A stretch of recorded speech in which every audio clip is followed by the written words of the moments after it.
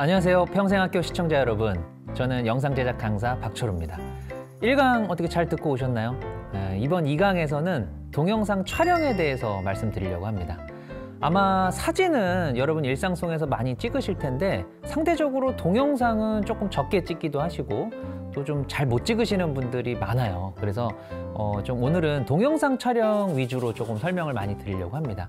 자, 제가 좀 초보자들이 흔히 촬영하는 방식으로 두 장면을 한번 찍어봤는데요. 혹시 여러분들도 이렇게 찍고 있지 않으신지 한번 보세요.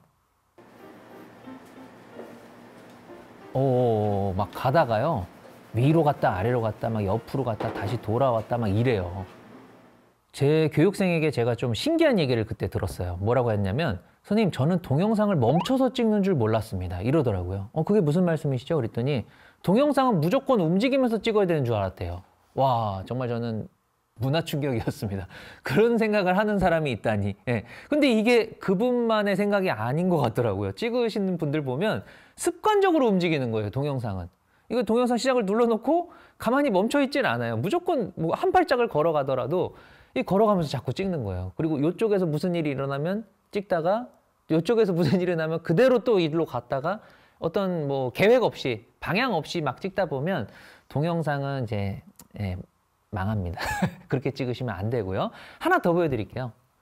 자, 요거는 그래도 순조롭게 이제 가는 듯 싶었는데, 그냥 이제 가다 이제 끝도 없이 가버려요. 네. 이러다 보면, 지금 이제 화면도 돌듯이 잘못하면 나도 돌아버릴 수가 있고, 시청자도 돌아버릴 수가 있습니다. 다 돌아버리는 거죠. 그래서 이렇게 찍으시면 안 된다는 거예요. 그러니까 움직임을 아예 주지 말라는 얘기는 아니지만 사실 저는 초보자들한테는 동영상을 찍으실 때도 사진 찍는 것처럼 되도록 움직이지 말고 찍으셔라 이렇게 말씀을 드려요. 선생님 그러면 넓게 펼쳐진 이런 뭐 바다나 산 정상에 올라갔는데 이걸 어떻게 안 움직이고 이걸 다 담을 수 있어요? 동영상 찍고 싶은데 어떻게 찍으면 될까요? 뭐 요즘에는 이 스마트폰 카메라에도 화각을 넓게 잡을 수 있는 이런 그 렌즈도 있거든요. 그러니까 그런 렌즈를 이용해서 움직이지 않고도 전체 웬만한 이 넓이를 찍으실 수 있고요. 아니면은 부분적으로 담는 거예요. 사실 영상은 이제 편집이라는 과정까지 고려를 하면 이제 부분적으로 따로따로 담아서 이거를 붙여서 연결한다라고 생각을 하셔야 되거든요. 그러니까 이제 여러분들이 단순히 촬영으로만 끝나지 마시고 편집으로 이어갈 거기 때문에 제가 지금 이런 말씀을 드리는 거예요. 이제 앞으로는 부분을 따로 담아서 이걸 연결을 시키겠다. 이렇게 좀 마음을 먹으셨으면 좋겠어요. 그리고 되도록 움직이면서 찍지 않는다. 두 다리 고정, 두 팔 고정, 카메라 고정. 다 고정해서 사진 찍듯이 찍는다고 생각하시면 될 것 같아요. 근데 이거를 설명을 드려도 아니 선생님 근데 저는 지금 나무를 찍을 건데 나무가 뭐 움직이는 것도 아닌데 사진 찍는 거랑 영상 찍는 거랑 뭐가 다릅니까? 다르죠.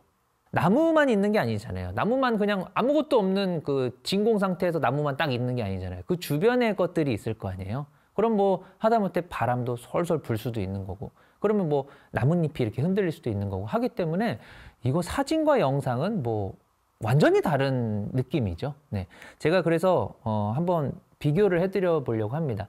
자, 첫 번째는 코스모스죠. 네, 가을엔 또 코스모스잖아요. 그냥 가만히 들고 꽃잎이 이렇게 살랑살랑 코스모스가 이렇게 살랑살랑 흔들리는 이 모습을 한번 담아보는 거예요. 아마 사진으로 찍는 것과는 느낌이 많이 다르실 겁니다. 자, 두 번째. 자, 이것도 어때요? 이제 단풍나무가 지금 살짝 한쪽에 걸쳐져 있고 저 멀찌감치 지금 분수가 있어요. 분수 이렇게 호수에 분수가 막 펼쳐지고 있죠. 이것도 사진이라면 저런 느낌이 사실 안 나죠. 어떤 분수의 이런 느낌이나 또 영상에는 또 소리 같은 게 있잖아요. 분수에서 나는 그런 소리도 있을 거고 뭐 새소리가 짹짹짹 날 수도 있는 거고 이런 차이가 지금 어마어마하게 있다는 겁니다. 사진과 영상. 이번에는 좀 움직이면서 촬영한 동영상인데 자, 움직일 땐 좀 주의하셔야 돼요. 제가 이거는 설명을 좀 드리면서 보여드릴게요. 첫 번째는 걸어가는 방식이죠. 요거 초보자들이 많이 시도하시는데 보다 보면 지금 제가 찍은 것처럼 조금 최대한 안정적으로 이렇게 가야 되는데요. 난리가 납니다. 막 이렇게 갔다가 막 왔다 갔다 막 숨도 막 얼마나 거칠게 쉬는지요. 숨소리도 많이 들어가고 그러니까 이거는 왜 그러냐면요. 찍을 때 이제 촬영을 할 때는 내가 요 화면만 봐야 되거든요. 근데 나는 저 앞을 보면서 이렇게 들고 걸어가니까 이게 당연히 불안정할 수밖에 없죠. 걸음걸이도 그냥 평소 걸음걸이 같이 걸으시면 안 돼요.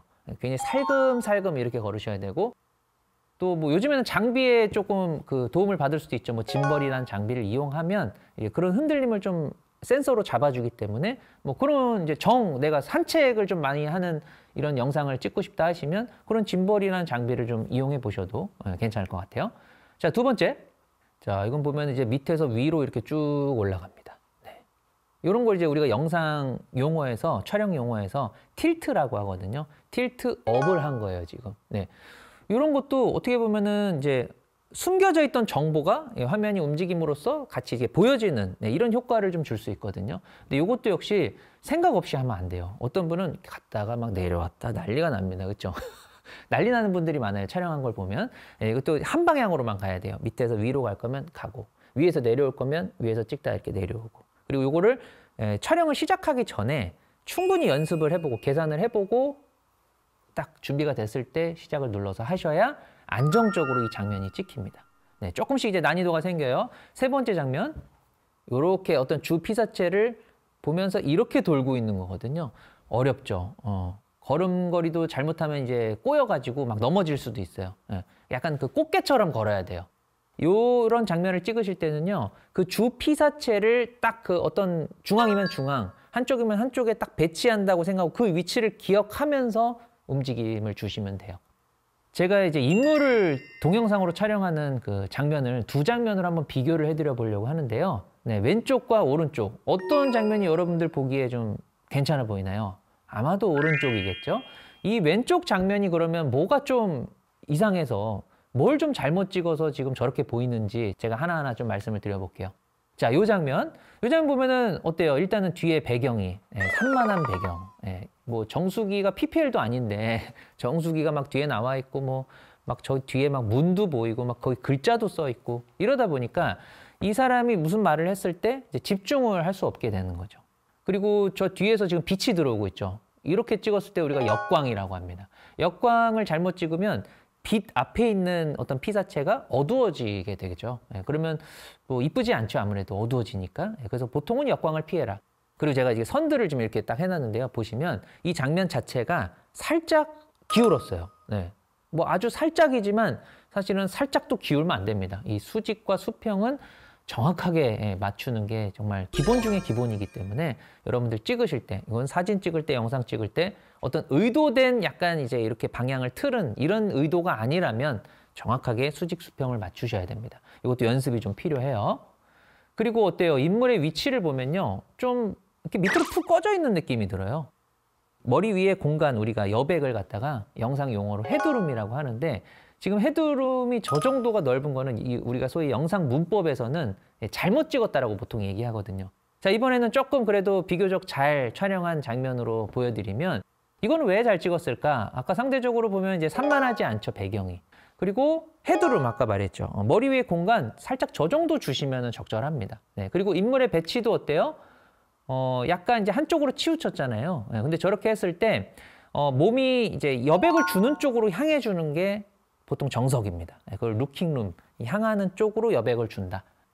이 뜻이기 때문에 여러분들도 되도록이면 이 한번 법칙을 이용해서 촬영을 좀 많이 해보시는 게 좋으실 것 같고요. 우리 카메라를 실행해 보시면 거기에 이제 격자선이 이렇게 실행이 돼 있을 거예요. 그걸 이제 보시면서 그 중간에 교차점이 4개가 나오잖아요. 중앙에 딱 4개. 거기에다가 피사체를 배치하는 그 연습을 좀 해보세요.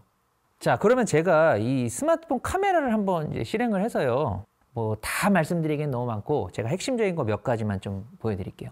제가 아까 말씀드린 이 격자선 있죠? 격자선이 혹시 나는 안 보인다. 하얀색 격자. 그러시면요. 상단에 설정 버튼이 있어요. 톱니바퀴. 들어가셔서요.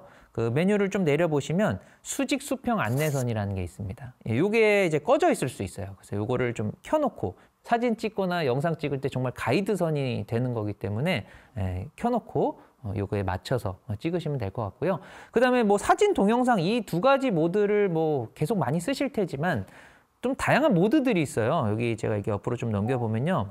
더보기라는 게 있습니다. 더보기 한번 눌러보시면 첫 번째는 인물 사진과 인물 동영상이라는 모드예요. 이 인물 사진 또는 인물 동영상 이 두 가지 모드는요. 그냥 일반적인 사진 동영상 모드보다 이 배경을 좀 뿌옇게 처리를 해버려요. 어떤 산만하지 않은 배경을 찾기가 어렵다. 이럴 때는 좀 인물 동영상 이런 모드를 활용하셔도 괜찮아요. 그다음에 슬로우 모션. 네, 슬로우 모션 영상은 많이 보셨지만 아마 내가 찍어본 적은 없는 분들이 대부분이실 거예요. 뭔가 빠르게 움직이는 이런 피사체를 이 슬로우 모션으로 담으면 이걸 나중에 이제 속도를 느리게 봐도 그 순간순간 포착한 것들이 다 보여지는 거죠. 그러니까 일반 동영상 모드로 뭔가 빠르게 움직이는 거를 찍는 거랑 슬로우 모션으로 찍는 것과는 엄청난 차이가 있는 거죠. 그리고 나중에 여러분들이 이제 편집 과정에서 활용을 하실 때도 속도를 느리게 하실 거면 슬로우 모션 모드로 찍어 보시는 게 좋아요. 그리고 하이퍼랩스라는 모드까지 설명을 드릴게요. 이거는 약간 슬로우 모션과 조금 다른 느낌인데 우리가 이제 이렇게 일출 같은 걸 만약에 보러 가면 그 일출이 되는 데까지 시간이 꽤 걸리잖아요. 뭐 20분, 30분 이렇게 기다려서 천천히 해가 뜨잖아요. 그럼 요거를 사진으로 찍는 건 괜찮은데 나는 이 과정을 동영상으로 좀 찍고 싶다. 그러면 그거를 20분, 30분 동영상을 찍으면 그걸 누구한테 보여주기도 사실 어렵잖아요. 그렇죠? 그러니까 그런 거는 이 하이퍼랩스라는 모드를 실행해 놓고 한번 촬영해 보세요. 그러면 20분을 찍어도 결과물은 굉장히 짧게 나와요. 그러니까 이거는 시간의 어떤 흐름을 굉장히 함축적으로 표현하는 촬영 방식이라고 생각하시면 됩니다. 자, 어떠셨어요? 오늘 2강에서도 제가 좀 많은 이야기들을 드렸는데요. 꼭 이 강의 들으시고 나서 꼭 실습해 보시는 게 중요합니다. 그래야 3강에 오셔가지고 또 재밌게 강의를 들으실 수 있을 것 같아요. 오늘 강의 잘 들어주셔서 감사합니다.